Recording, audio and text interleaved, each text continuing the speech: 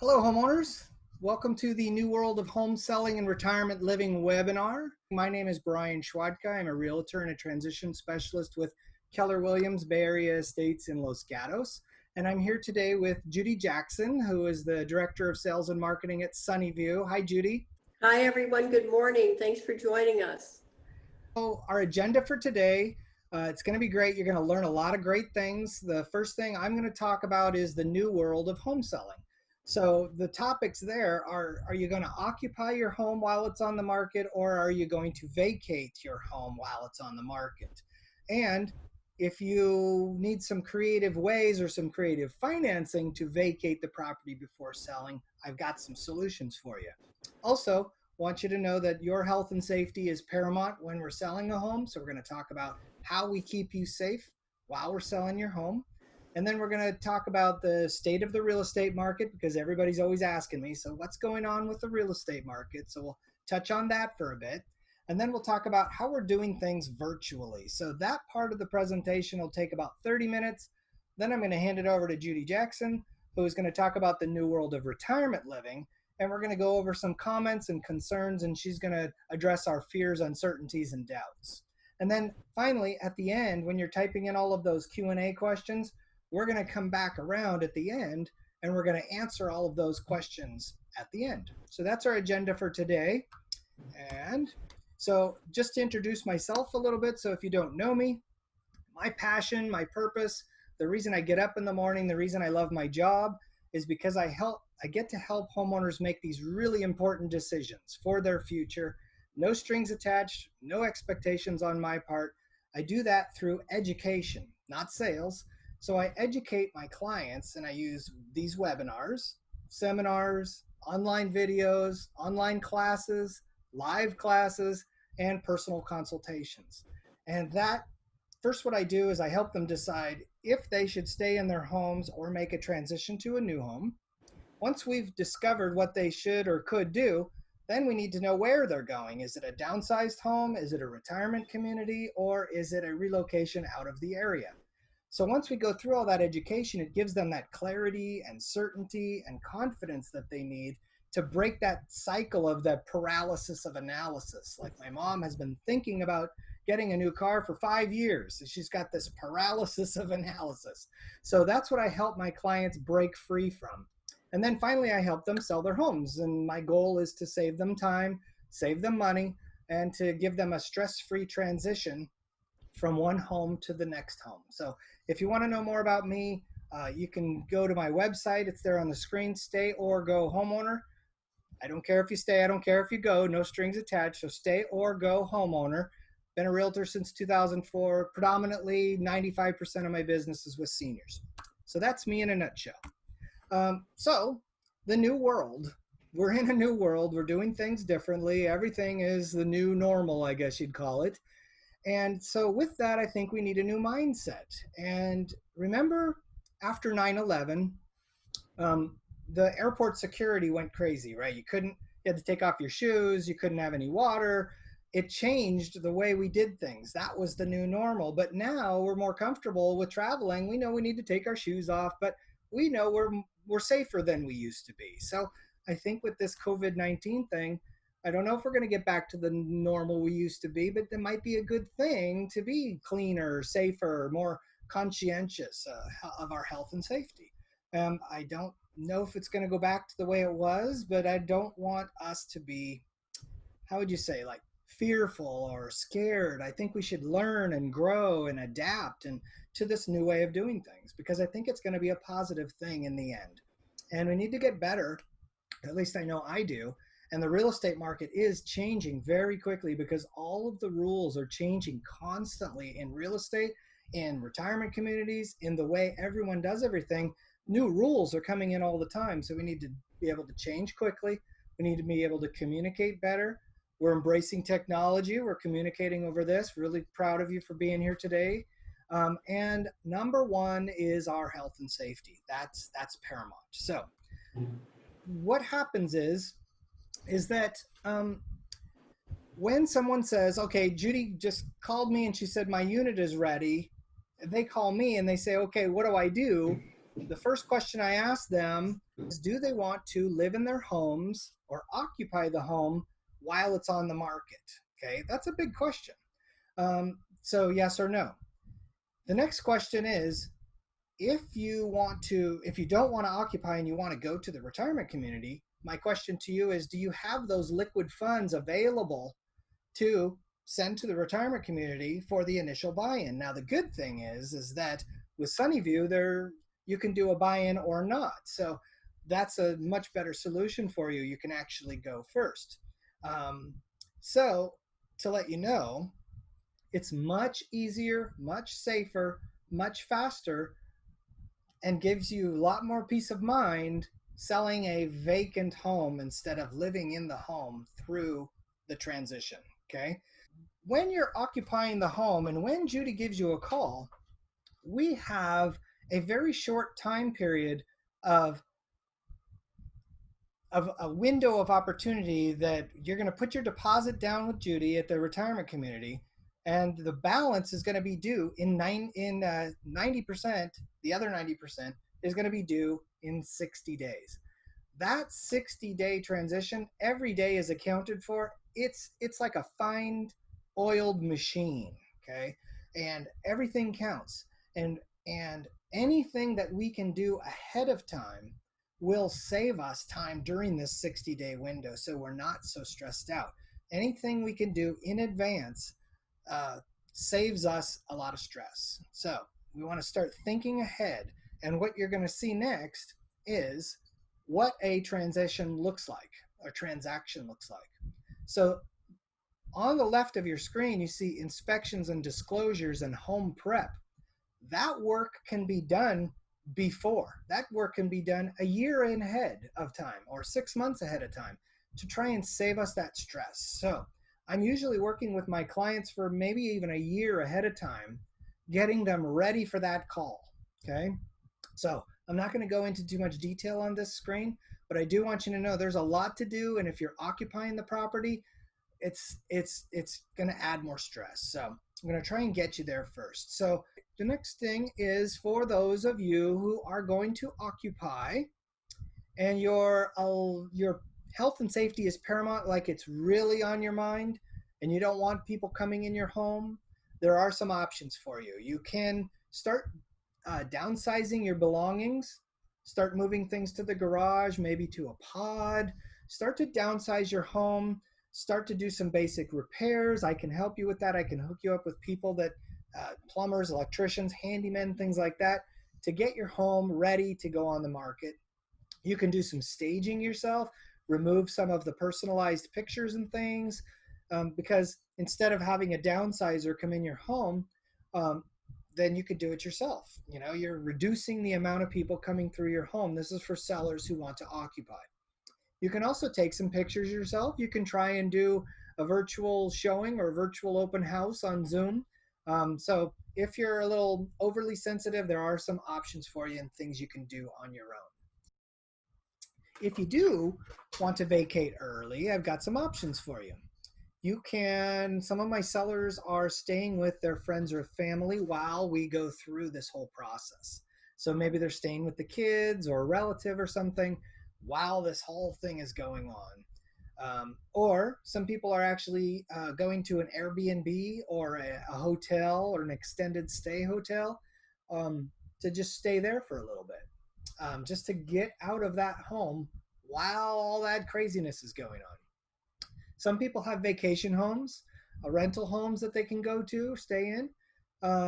Then, if you do have a buy in, if you are going to do the buy in at Sunnyview or some other retirement community where you need funds and you don't have those funds and you need to sell your home to get those funds, there's some other ways to get those funds, give it to the retirement community, move into the retirement community, and then we'll take care of the rest. Okay. So you can, uh, if you have a vacation home or a rental property, you can liquidate that property, take those funds and send them to the retirement community. You can sell some stocks to get some funds. See, the reason I'm giving you these is because a lot of my sellers are house rich, cash poor. So they're rich, but they can't get to the money because it's in the floor, it's in the walls, it's in the house. So you can get some funds by selling some stocks, but I don't want you to do that because you're going to pay capital gains taxes when you sell stocks or 401k, and you're also going to pay capital gains probably on the sale of your home. So I don't want that double whammy hitting you. But if you needed a little bit of it, maybe you could do a combination of all of these, maybe a little bit of stocks, maybe you have a home equity line of credit where you could use those funds for the hotel, for the home preparation costs, for the entrance fee to the retirement community. There's also another ways you can do what used to be called a bridge loan, where you could get funds from a company, give those funds, purchase the next home, move to the next home, then sell this home, then pay that loan off. The problem is you can't do a bridge loan if you're not buying something else. And at a retirement community, you're not actually buying the property, you're buying a lifetime care contract. So bridge loans don't work. So then you have to resort to a personal loan or a hard money loan. Even in that case, they're going to want you to be buying something else, or they're going to want you to have credit, like a job, and you're a credit risk. And many of us aren't working. So that kind of isn't really an option. But I've got some good news for you is I do have a couple of angel investors who are people with a lot of money who are willing to lend some money to someone for 2 months. And then when the person sells the home, they get their funds, they pay this person back. This person makes $5,000 or $10,000, but it's a small pittance to pay to be able to get out of your current home, give the funds to the retirement community, move to the retirement community, and then sell a vacant property. It's a good trade-off. So I can help you with any of those. They're creative ways to do things to keep you safe, to vacate early. And the thread that I want you to get, if you get one thing through this whole entire presentation, is to start early, think ahead, be proactive, make things happen. Don't just wait for things to happen, okay? All right. So we're going to move on a little bit here. Like I said, number one concern is your health and safety. So the ground rules, whether it's an occupied home or whether it's a vacant home, here are the ground rules. Realtors and real estate are considered an essential service, so we can come and go. Now we're trying to limit that. We're trying to do as many meetings and as many things online or virtually as we can, but we can come in and we can interact with you and help you with things. There's also the other services that need to happen when you're selling your home, like photography, like home staging, downsizing, inspections, home preparation, repairs, things like that. Those are essential, and those are considered. They can do one visit, come to your home. They're going to be following safe protocols, so they'll be doing social distancing, they'll be wearing gloves, they'll be doing everything according to the book to keep you safe and to keep them safe, okay? Now, we have to keep in mind, you might be noticing this, is that when you call a handyman or a plumber or an electrician, everyone is busy right now. And I think it's because everybody's cooped up in their homes and they're thinking, well, maybe I'll get this fixed and that fixed. And so everybody's a little behind. Everybody's taking a little longer to get on their calendar. So again, think ahead, start early, okay? Some more great things, I think they're great things, is to keep your health and safety, is there's no more open houses. And I never really enjoyed doing open houses. They're really for your neighbors to come see what you've remodeled over the years, or some random stranger seeing a sign on the side of the road saying, come look at my house, so we're not doing open houses anymore. That's a good thing. And there are no brochures or flyers to hand out, which were just littering the neighborhood. And, kids would come make paper airplanes, and people walking the dog would come see the flyer, but they weren't even really thinking about buying the home. And we don't want things people are touching out there, so we've stopped doing brochures and flyers. And what we've done now, it's called a static info flyer, or an e-flyer, and I'll show you a picture of that. What we do is we create a website for your home address, so 123mainstreet.com, and we have a website that's your address. And then we make a sign. It's a sign that's waterproof and it's stuck on the post. And it has this little QR code, if you can see that. If you've ever seen one of those out in your travels, what that is it's a link to a website. And to use that, if you've never used one before, if you have a smartphone and you have a camera on your smartphone, all you need to do is pull up the camera app and walk up to that little code, that little QR code with your camera and pretend you're going to take a picture. You don't have to take the picture. The phone will say, oh, that's a QR code, and you'll touch on the screen and it'll take you right to the website. So we've got all of this without paper flyers anymore, and it's a way that they can find your home online. It's just a new thing we're adopting. So it's kind of interesting. This technology has been around for years, but we haven't adopted it. But now we've been thrust into this, and now we have to adopt it. So we're changing, growing, adapting, pivoting. So more on your health and safety. What the rule says is that you can only you're only supposed to see the home virtually. Well, unless it's not practical. That's what the rule says. Well, I guarantee you every buyer is going to say it's not practical because a buyer needs to see the home in person. But what we're trying to do is trying to weed out and some of the buyers and actually get just the serious buyers in. So when it's not practical and when the buyer really does want to see this property, there are some rules. The rule is that the house must be vacant. So if you are occupying the home, you're going to have to leave. And you can't just go into the backyard. I mean, you need to leave the premises. Then there can only be one realtor, and there can only be two people coming through the home to see the property. And those two people need to be from the same household. Okay? And they also need to sign a document that's called a PEAD, or a Property Entry Advisory Declaration Form. That's a PEAD document. So you can see we're making the little tiny hoops for people. I mean, we're making it almost difficult for these buyers to see the home. But like I said, we want serious buyers. We don't want everybody and their brother coming through your home. So the PEAD, what that document says is that the buyer and the realtor and the home inspector and the pest inspector and anyone coming in your home is not currently afflicted. They have not been in contact with anyone who has been afflicted within the last 2 weeks. They're not experiencing any symptoms. This is what really takes it to the next level, is they need to provide proof that they can buy that property. So it's not just because they want to see it.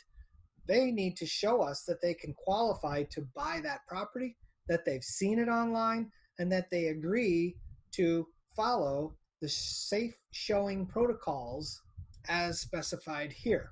So what that is when they come to the home, they're going to want to only stay for 5 minutes, as short as possible. And they're going to maintain physical distancing from everything. And the seller or the agent is going to open drawers. We're going to open doors. We're going to make it so that the people coming through your home don't have to touch anything. Okay? So they're not going to be touching doorknobs and handles and drawers and things. And they're going to be wearing masks.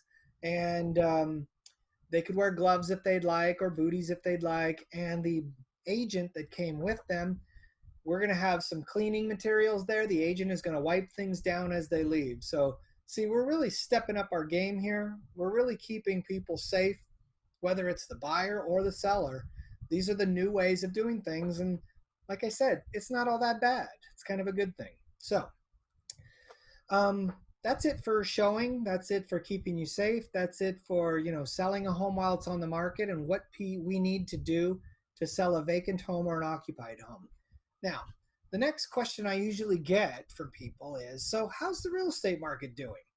And everybody's got a different answer, right? Some people say, oh, it's amazing. It's phenomenal.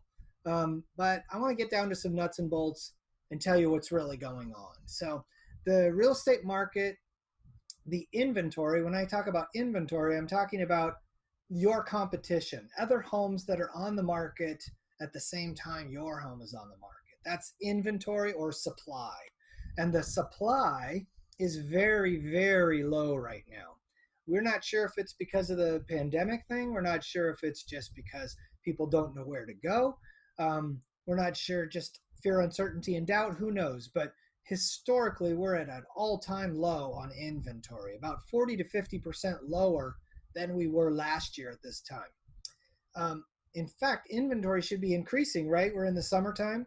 So it usually goes, January, February, March, April, May. So spring and summer, everything comes on the market. Well, we lost our spring. So now we're in summer. That's kind of our spring. We're making up for lost time. So it's going really well right now, but inventory isn't picking up like it usually does. So, with a lack of inventory, that gives the buyers a lack of choices.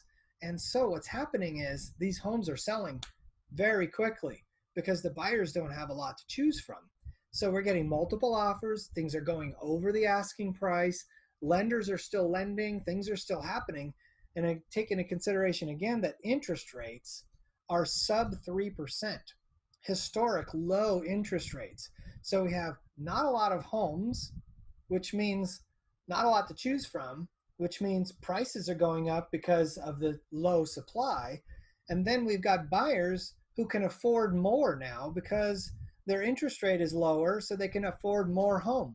So things are really heating up, right? But what's happening also in the background, and I'm sure you feel this in your gut, there's uncertainty coming, right? There's just so much unknown right now about how long is this good market going to last. You know what we've got going on. We've got unemployment and uh, consumer confidence. We've got people maybe losing their business because they can't do as much business, so they have homes that are attached to that. We've got an election coming. We've got just so much going on right now. So let's get into a little bit of statistics. I'm not going to bore you, but I'm going to show you a little bit about what's going on in the real estate market statistically. So here, remember I was telling you about our inventory has been reduced. We're down about 40% from last year. Okay, those are the red bars. And this is Los Gatos, Montecito, and Saratoga, and it's June to June. The July numbers just came out, and I can get those to you if you need them. But inventory is down, but notice this. Sales prices are kind of similar. That's because of the low inventory, right? So we're still doing good. Things are still selling. Similar prices, less competition. That's all really good for sellers. Next one, sales prices. Something you should know, and not trying to instill any false sense of urgency or, oh my God, the sky is falling, but prices have been dropping since 2018. So 2018 was our high watermark. Then we came down in 19. Now we're down again. Sales prices are sticking still the same, but other areas are bringing this number down as an overall average. Okay. And here's the scary part. Every 10 years, and I watch this, and every realtor kind of monitors this, that about every 10 years we have an ebb and a flow, right? So if you'll remember, back in 2008 to 2009, we had a pretty massive drop there. It went down by 20% in 1 year. And on a $2 million home, that's 20% was $400,000 that we lost in 1 year because we waited too long. We weren't ready to move. Maybe our name wasn't on the waiting list at the retirement community. And think about that. If you were buying into a community that was, 100,000, 200,000, in some cases it's 400,000, and you lost that much in your home's value, you could have paid for the retirement community. And another thing to note is that it takes about 5 to 7 years just to come back. So if you do wait too long and we do have a drop, you have to kind of wait until it comes back, and things can happen between then and now.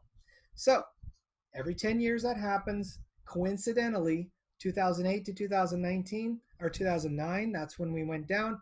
And here we are 10 years later, 2018 to 2019, the prices went down.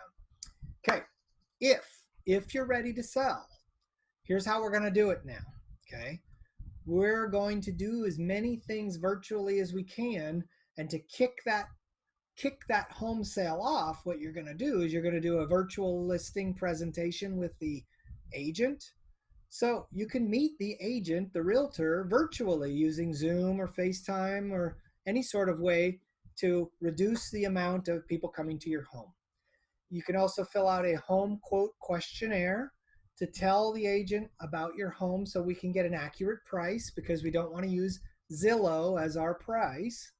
Um, you can tell the agent about your future plans. You can look at his online brochure. You can learn about that agent virtually. Okay. Next is some really great technology. I want to just spend about 5 minutes showing you this interesting technology. If you don't have the time, money, patience, or you don't want to do a lot of staging or landscaping or remodeling and pay for those things, what we're doing now is we're taking pictures of, let's say, an empty room, and we're taking those pictures and we're modifying or editing the photograph, and we're putting furniture in, we're painting walls, we're changing carpet, we're doing remodeling and changing colors, the color of the grass. It's really amazing technology. And we're going to tell them, full disclosure, this isn't what it looks like, this is what it could look like. Okay, so we're going to save time, money, and frustration. So what we're going to do, this is a room on the left, is an empty room.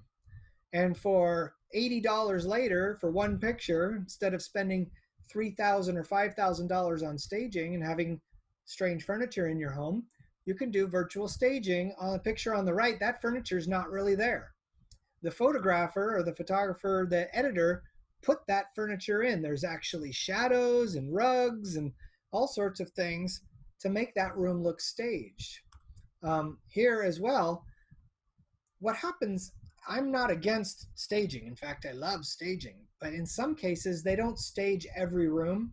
So maybe they just stage the master. On the other rooms, we can do virtual staging too. So this one, they actually added curtains, a bed, a rug. It's pretty amazing technology.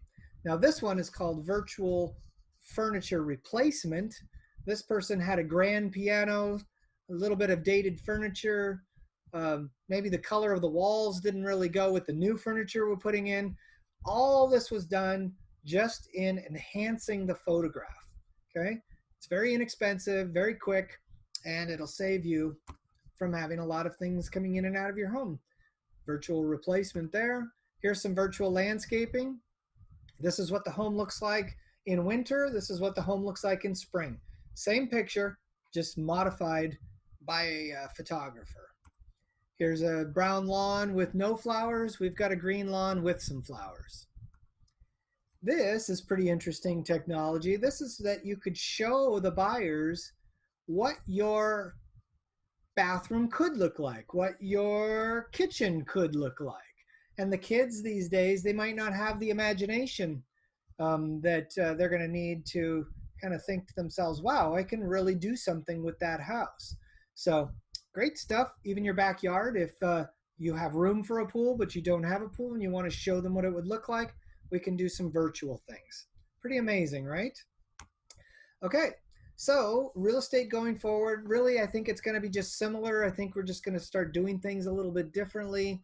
We're going to be more conscientious. We're going to do things more electronically and virtually. We're going to be doing signing documents electronically via email. We're going to be talking on video more often.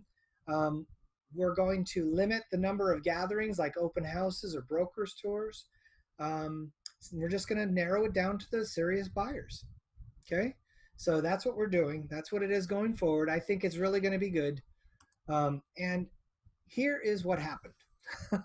Recently, or I should say back in March, when all this hit the fan, since I work with so many retirees and so many seniors that are on the waiting list to go to a retirement community, in March and April, I called those clients and I said, if the retirement community called you tomorrow and said that your unit is ready, would you go? And 100% of them said no, I would not go. And that alarmed me, and it made me sad because there was a perception issue, right? And so what they told me was these 5 things. These were the main things they told me. They said, we want to shelter in place in our own familiar home. We're used to it here. And we want to wait till this whole shelter in place thing is over till it's safe to come out. So no, I'm not going to the retirement community. And I said, I completely understand you. I mean, that's what my mom would do. I understand the fear, uncertainty, and doubt. Um, so, because this might not end anytime soon and you might get the call, we're going to need to talk about these things. In addition to those two things, they said, you know what? I don't want to go to a retirement community and have to worry about the other people or worry about myself, both ways. So there was a perception issue there, fear kind of a thing there. They also said that, hey, I signed up for the cruise ship on land. Is the cruise ship still there? Or is the cruise ship just docked at the port? It just hasn't left? Is it different? Is it going to return to its vibrant way of life? I got that. I get it. And then one of their most important concerns was, is the management at that retirement community ready for all of this? Okay. So don't you agree? I mean, that wouldn't those be your concerns? And they might even be your concerns right now. Even no matter all the stuff I've said, you might still be thinking, yeah, but I'm not sure. So when I got these concerns, the first thing I did was I called Judy because Judy and I go way back. And so, just a little story, when I first got started in real estate back in 2004, I knew that I wanted to be an advocate for seniors, and I knew um, I saw them getting predatorized, and I wanted to step up and do something more. And so, to do it, you can't just decide, oh, I'm just going to work with seniors. Your heart has to be in it. And I know when I first met Judy that her heart was really in it, and it's in it for her residents. And Judy and I really hit it off, and she gave me all the resources, and she helped me get off the ground working with seniors. And what was cool is that she was a realtor too for years and years and years. So I just want to let you know she's got a wealth of knowledge. In fact, a lot of the other sales directors at the other retirement communities really look up to Judy because she's been doing it for so long. And she's adorable, and she's sweet, and she's empathetic and patient, and all of those great things. So what I want to do is I want to bring Judy on now, and I'll ask her these questions, and she can answer them like she did when I asked her these questions. So Judy, for the people who may not know you, maybe you could introduce yourself, and then I'll ask you some questions, and we'll cover these fears, uncertainties, and doubts. Good morning, everyone, and thank you, Brian. I'm very humbled by your uh, wonderful comments. Sunnyview, as you know, has been almost my home here for about 20 years, and I have been so enamored with the residents as well as the staff, and many staff members have been beyond my 20 years. I have a couple of staff members that have been here for 40 years. So our staff really is an extension of our residents as well. And one of the loves and passions that I really have with Sunnyview is that there's a special sauce that I feel that Sunnyview really has. And it's maybe a spiritual connection, but it's the residents that come in as well as them becoming my extended family. When a resident does come, I always try to educate them that I want them to make a choice, and not necessarily Sunnyview as being their number one choice, but to check other communities that are available for them to select and then to make a choice. And inevitably they come back, which is nice. And I try to educate them on the different levels of care, that there is independent living. There are communities that are strictly independent. There are other communities that have a combination of independent and assisted living. Then there's the continuing care communities that some have all levels of care, which means independent living, assisted living, memory care, and skilled nursing, whereas some continuing care communities don't even have a memory care. They just have the two, where the independent, assisted, and skilled nursing is on the property. This is such a huge decision that I want everybody to understand that I want them to make their choice. It's their life, but if they don't make a choice now and they've declined to the point where there are no choices for them. Somebody else will make them a choice for them, and they will be very unhappy. And even as of this morning, I had someone make a choice for someone who was thinking about coming to Sunnyview, and now she's coming back to Sunnyview because her family made a choice for her. And now she regretted that choice, and she's coming back to Sunnyview, which is always good. All right, next is, so here's our questions, right? Those 5 concerns. Someone's saying, isn't it better to stay in a familiar home versus going to a community? So, Judy, what would you say to somebody that had that concern? Well, I can understand where they want to shelter in place, but sometimes most of these folks are alone. They live alone, and they only have family and friends that may not be close by. So they're still going to be burdened with driving to the grocery store. They're still going to be burdened with all the time that they have to maybe even wait in line to get into the grocery store. They may have problems standing because they're on a walker and there's no seat on their walker. What are they going to do? And they're also going to be starting to cook at home, and they can't remember what they want to prepare. They're lonely. And when they're lonely, they don't have the companionship that they thrive to have. Their families are working, or they have to depend on their friends. And a lot of times the friends are taking care of their own family members. So I, from my standpoint here at Sunnyview, have experienced that many folks believe that the community is a lot safer for them to be here than at home if they're alone. Yeah, I've talked to a couple of my residents, people that I've got into Sunnyview or other retirement communities, and now that they're there, I called them also and I said, do you feel comfortable? Do you feel safe? Would you rather be in your own home? And 100% said, oh, I'm so glad that I'm here. I'm so glad they're taking care of things for me and that I don't have to do all of this kind of stuff and have strange people coming in my home. So, 100% unanimous said they're so happy that they are in the community. Okay, well, the next question really was, should I wait? Isn't it safer to wait till the pandemic is over before I move to the retirement community? So, Judy, what would you have to say about that? Well, sometimes if you have to wait, it might be a situation where your health declined. And if you did have that decline in your health, what are you going to do? I mean, your health is not going to wait for the pandemic to be over. It's going to still be declining, and then you're going to be alone again. So it's not a very good safety net for you to miss out on the environment in a community, especially when you've got food delivered to your home. Right now, you've got we still have entertainment, and we have residents that are still enjoying Sunnyview and their activities.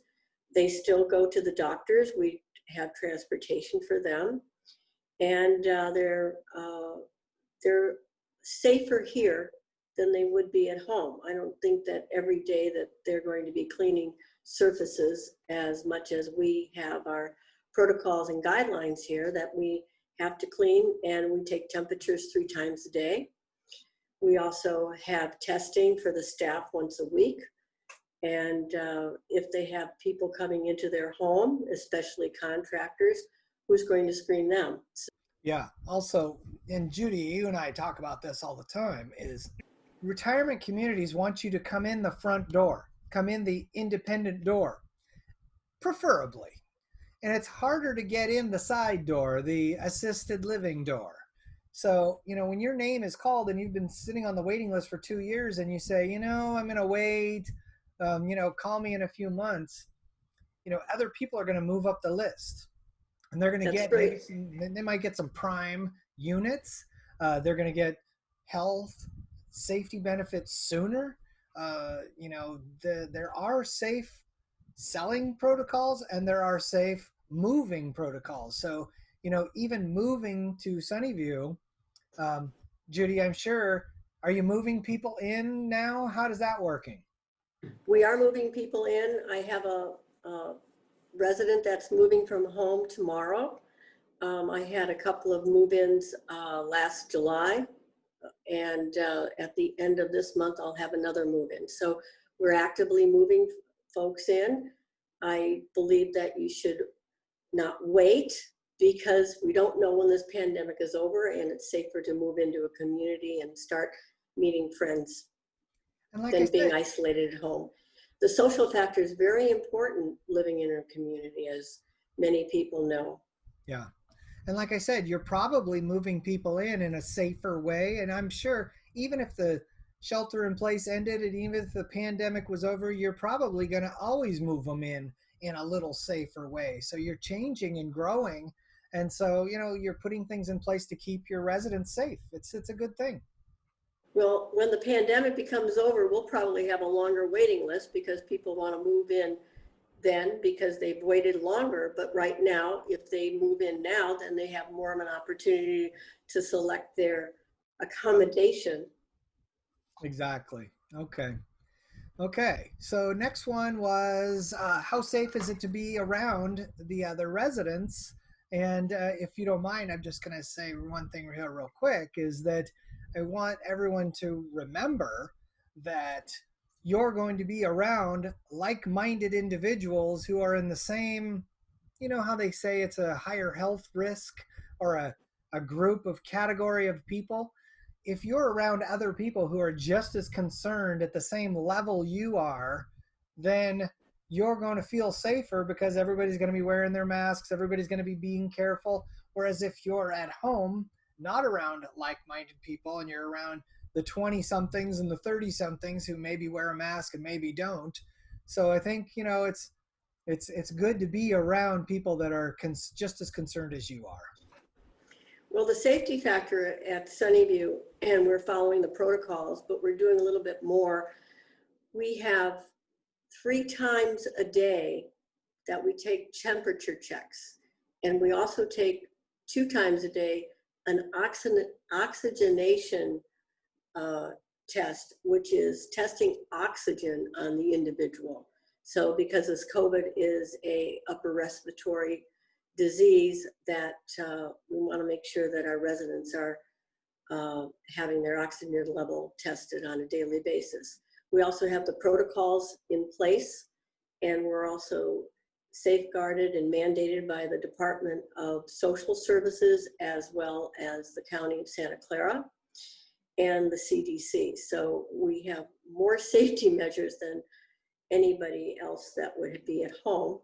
The residents have been sheltering in place here, so they're very safe with each other because they have their own little, I call it their own little pod, their own little bubble that they're familiar with, so that they can interact safely. Okay. And you're doing, physical distancing, but you're still being social, right? There's still. Oh, absolutely. We have concerts in the hallways. We have root beer floats. People are still seeing each other, but it's on a limited basis. Instead of having groups that are about 5 or more, we have limited to maybe 2 or 3 in a group, which is much safer than having 20 people in a group at this moment. So we're very active. We have TED Talks. We have classes in Zoom. We also have Wii bowling, and usually there are 2 people in the Wii bowling, and we have Mahjong, and we have bingo, of course, but we also have social events, and we have lectures. You don't have to gather in the dining room. You guys are bringing meals to people. We're bringing meals, and of course, we also have transportation, where you don't have to worry about getting in your own car. Our vans and our cars will be able to take you to wherever you want to go. All right. Well, that kind of leads us right into the next slide, which is the whole vibrant way of life at a retirement community. And people are wondering if it's still there, if it's going to come back. Is what's going on over there at Sunnyview? Is it still like a cruise ship, just a little different? It's a little different. We're a little docked right now. We're not cruising. However, we do have the Zoom classes are what is so wonderful about Sunnyview, and I think many of you know, that we are a nonprofit and we do have a foundation. And our foundation in the last 5 years has invested in technology. So being in Silicon Valley, we've tapped into many people who are with Apple or with Google. And we have technology that our residents have learned how to use. We have Alexa, which is the little echo in most of the residents' rooms. Our foundation bought Alexa's Echoes for 120 people. They also bought 25 iPads for our residents. They also are teaching our residents how to use FaceTime on the cell phones. They have we have a website as well as a smart board called It's Never Too Late, which engages residents from dementia to the skilled nursing so that they're able to actively participate in activities. We have live classes. We have teachers from Stanford as well as Foothill College and Deanza College giving classes and TED Talks. We have happy hour, of course, and we have concerts, and we have wine and cheese parties. That's still happening, but again, limited participants in the different areas, especially in our social hub. Sounds fun to me. How old do you have to be to move in? Over 62. Darn it. Okay. All right. Well, yeah, you're doing it differently, but you're still doing it. It's, even you guys at 50% is better than being at home with not all of this stuff, and Right. can't even have anybody come and visit you at home. All right. So next one, the last one, really, I understand this is a concern for people, and you've touched on little bits and pieces of this. But what I noticed about Sunnyview, what I really was impressed with was that when this whole thing happened in March, and I called you, Judy, and said, what's going on over there? You can practice fire drills and earthquake drills, but it's not often you're practicing pandemic drills. So no one really knew exactly what to do because we hadn't been through it before. And I noticed, and I heard from some of the residents that you guys really just dived right in. You were right on top of it. You were above and beyond the call of duty, and you put things in place. So maybe you can just elaborate what happened in the beginning. How are you doing things? And just give everybody a little warm, fuzzy feeling about that. Sure. So when Governor Newsom had said that we need to shut down in March 16th, we had wind of a situation coming March 7th. So on March 8th, we started preparing and talking with the CDC, Santa Clara Public Health Department, on what to prepare. And we had the proper PPE available. We had our masks, we had sanitizers. We just upped our game by increasing our inventory for PPE and having the gloves and the masks as well. And we introduced that the week after to our residents to have masks and to make sure that their apartments were sanitized. We, in about 2 to 3 years ago, the norovirus is a situation where it can affect any community as well. So we've always been prepared for the norovirus, but we were never prepared for this situation that they call it the coronavirus, the COVID-19. But now we are, and we have plastic barriers at our doors. We have the sanitizers throughout. Our residents are wearing masks. They're getting used to it. And we've accommodated everybody, and they're getting accustomed to it, unfortunately. But our tours now are virtual. We do have residents and family members giving us referrals, and so we do tours, but they're limited, and we're restricted as to where we can show the accommodations that are available. But we do virtual tours now, which is great. We're just learning, and change is a new thing, and it's hard to understand and cope, but it's constant. And I think that we'll all learn from this. Okay. All right. All right. Well, just to recap, we're going to end now. It's getting to about 11 o'clock. Thank you guys for being here. Just let you know, everybody is looking out for your safety. Things are changing on a regular basis. You hear them just like we do, but we're monitoring this stuff on a daily basis, so you don't have to. I would say, just if I could give you some advice, to take advantage of this time to get ready to go. Remember that, start downsizing, start thinking, start talking with Judy, start engaging with a realtor.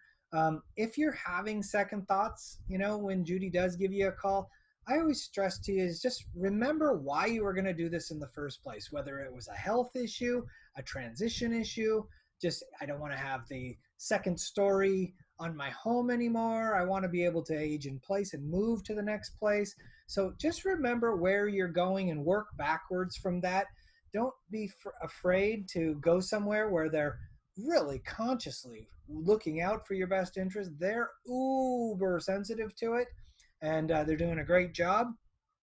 Um, stay, come back again in September. So we're going to have two more webinars. One is in September. It's right sizing your things for life, and that's done with Cindy Hofen from Managing Moves and More. Maybe some of you know her, but she can help you. She's called a move manager, and she's going to talk about all the things about downsizing your belongings, making a stress-free transition from one to the next. And then in October, we're going to do the Ready, Set, Go webinar, which is the all of your homework that you need to do between the time you're on the waiting list and the time your name is called. Things like capital gains taxes, home preparation, the real estate transaction or the transition, some homework you'll need to do. And I'll also give you what's called a transition manual that talks about every single thing you're going to need to do between now and then. So I'll get that to you. So we'll do that in October, another 1 hour webinar. If you need help from me, remember, I don't care if you stay or if you go. So the website is stayorgohomeowner.com. Tons of great things there. We can get together for a consultation, maybe on the phone or a Zoom call. I can tell you what your home is actually worth, not what Zillow says it's worth. You can watch some short little educational videos there, like 2 to 4 minute videos that you can watch just to learn about what do I do when a co-owner passes? How should I be holding title? What is capital gains and how does it work? And how do I not pay them, or some strategies, different things there that can educate you. It's a little above and beyond just real estate stuff. Okay. Just to let you know, I'm always here for you. No strings attached, no expectations. I'm here just to bounce things off of. That pretty much does it for the webinar. We're going to take some Q&A at the end. There's not very many of them, so we're going to kind of end now. Judy, do you have any final words to say as we sign off and go into our Q&A session? I just want everybody to know that Sunnyview is a very safe place to be. I have not had any problems admitting residents who had thought about moving into Sunnyview. It's been a steady flow, and I just want everybody to know that not to fear, because we're safer here than you are at home. Thank you, everyone. I'm so glad you were able to come. Bye-bye. Take care. Bye.